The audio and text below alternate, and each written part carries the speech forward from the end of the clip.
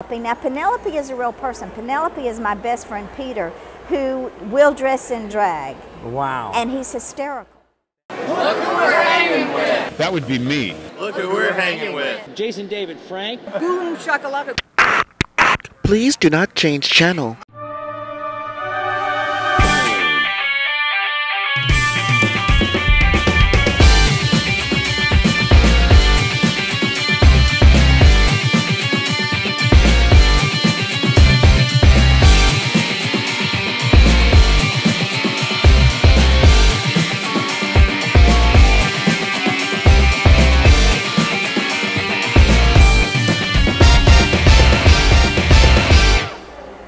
Hello, World Wide Web. Welcome back to the Hangin With Web Show. I'm GW Pomichter, and we are at Authors in a Box at the Indian River Mall in Vero, Florida. We've been here all day long, courtesy of the wonderful author Joanne Fisher, and we're right now hanging with Web Show friend, family, author, one of our favorite people, author Yvonne Mason. She's the author of, among other things, we've talked about her true crime novels. We've talked about, she's the author of Pink Canary. Which, if you're listening to the Hangin With Web Show or watching the Hangin With Web Show, you're probably familiar with it. We've been running that ad for a while now. Yes, you have. So that's fantastic. So Yvonne is also the host of Off the Chain Radio, which we've done together several times now. And just has been a great friend of the show. Thanks for coming back on, Yvonne. How you doing? I'm good. You have had a hell of a year, honey.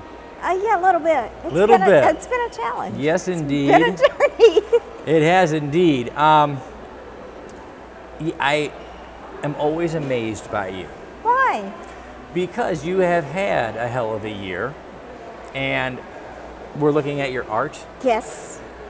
We're looking at your books. Yes. You're back on the circuit, doing conferences and signing and meeting readers, and you're writing again. Writing again. You are an example to all of us. Life doesn't get you down. Well, you just keep going. Life is just life.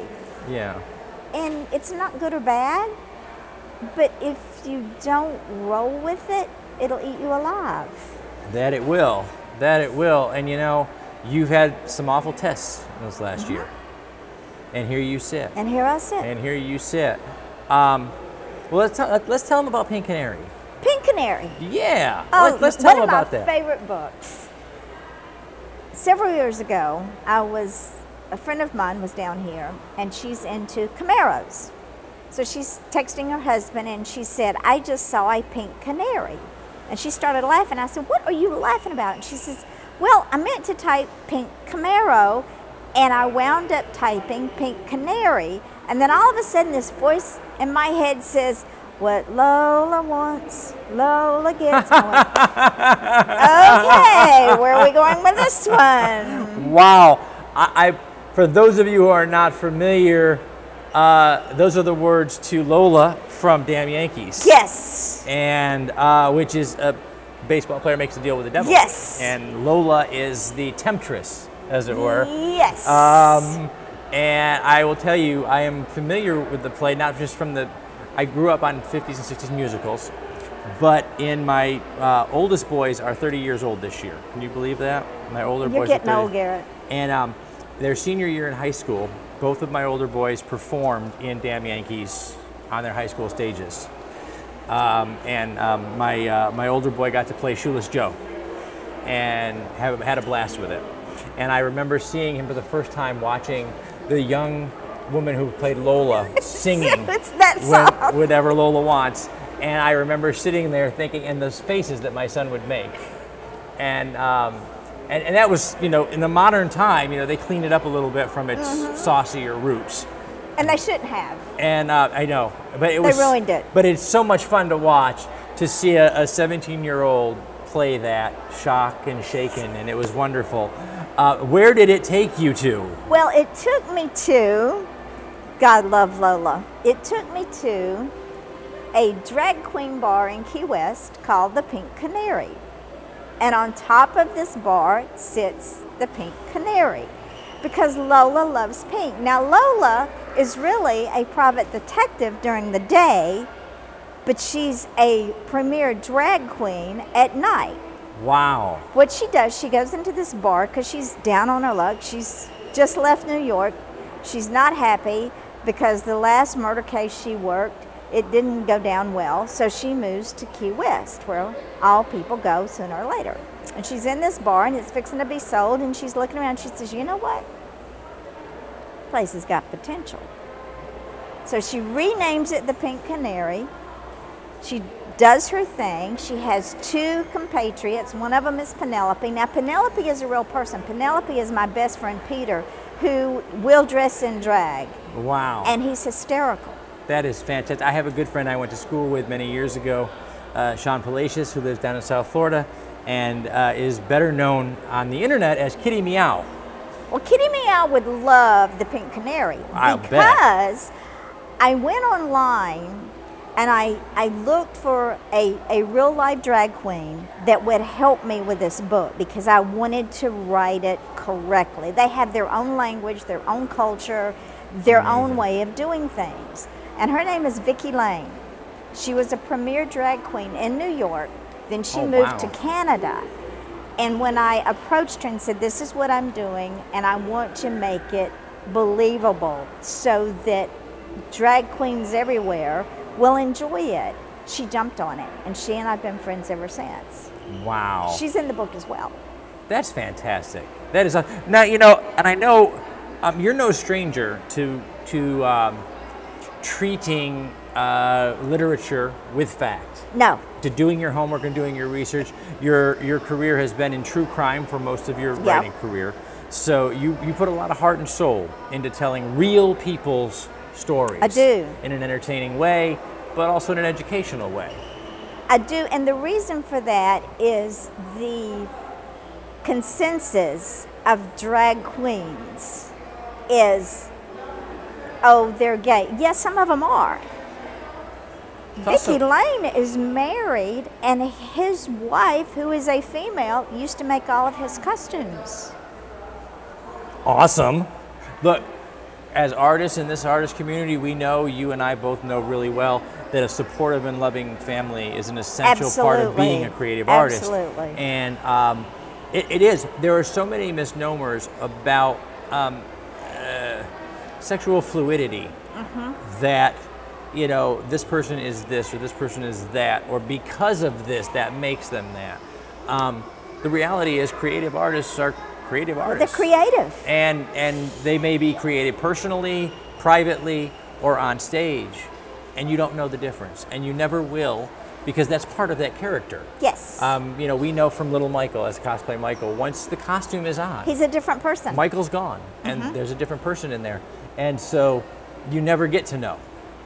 If they were doing our jobs right, you never get to know. It's us, behind the scenes. They are the artists that get to know, and they get to say, isn't it interesting that this person thought that way? Well, when I approached Vicki, I told her, I said, this is very important to me. Number one, I want that market. Because there's not enough books about that community that is done tastefully. And it was very important that the book be done tastefully, be fun, tell a story, teach a moral, and educate people. And when There's a lot of things going on there. When she read the book, she cried. That's amazing. She said, Yvonne, you nailed it. In fact, one of the reviews was by, I don't know if this person was gay or a drag queen, but they said, Yvonne, absolutely nailed this community, and I'm loving it. That is awesome. There are 2 compliments that a writer can receive that are immeasurable in their impact on us as creative artists. One is when a reader comes up and says, your story touched me. The other is when a subject comes up and says, your story was right on and it touched me. Because they see things from different perspectives. Yes. The reader is new to this world, and if they're touched by your story, you did a good job creatively. But the subject is from this world. And if you've been able to capture what they know and you're learning, exactly, it's an amazing thing. it's an entertaining story in and of itself. You created a place, a venue. You did your homework. You did your research. In the research and the writing and there's a lot of fun moments going on there. There is a lot of fun moments. What's your favorite moment from the book? My favorite moment from the book is actually something that really happened. My friend Peter is Penelope in the book. And Penelope starts out as the hostess, but Penelope has visions of grandeur. Penelope wants to be the comic relief. So Penelope gets up on stage in her drag outfit and she's slinging one of her stilettos and she's telling a story. And this story is that Penelope was reading a true crime book with several of her friends and the lights go out. So they get really scared, but they're still reading this book. They have all these candles lit and there's a knock on the front door. En masse, all of these drag queens go to the front door with their stilettos in their heels, in their hands, and they open the door and the pizza guy says, "You ordered pizza?" Very nice. Again, it really happened. What's awesome about that is that it does show you literature has power. Yes. It has power over our minds. And if you're in a good true crime novel, a horror novel, something that's set you on the edge of your seat, the pizza guy is frightening. It's frightening. It's frightening. The pizza guy is frightening. There's a guy that knocked on your neighbor's door that scares the hell out of you because you heard it accidentally. Because you're enveloped in the world that you're reading about, out of curiosity in that story, and it happens in your book as well. What was the true crime book that they were reading? Silent Scream. Of course it was. See, I saw that coming. Silent Scream. Yvonne Mason, check it out. We're gonna put links down below so that you can find all of her books. She's got that card and I see her coming, so I'm gonna cut her off before she gets here. We're gonna say thank you to our partners and our friends. That's right, we have partners over at Something Unique Magazine, F. Kenneth Taylor, KG Bethlehem. Thank you all for all of your support. Rick Shea at Famous Faces and Funnies. Jake Estrada at Space Coast Comics. Our good friend Yvonne Mason at Off the Chain Radio. Pound the Grape in Melbourne, Florida, in the Melbourne Square Mall. These are the folks that share our videos, share our artists, share our creators all over the World Wide Web. We hope you will be one of them. So remember, everybody, subscribe, log on, tune in, and see who we're hanging with next. Thank you so much, Yvonne. You're awesome. Welcome.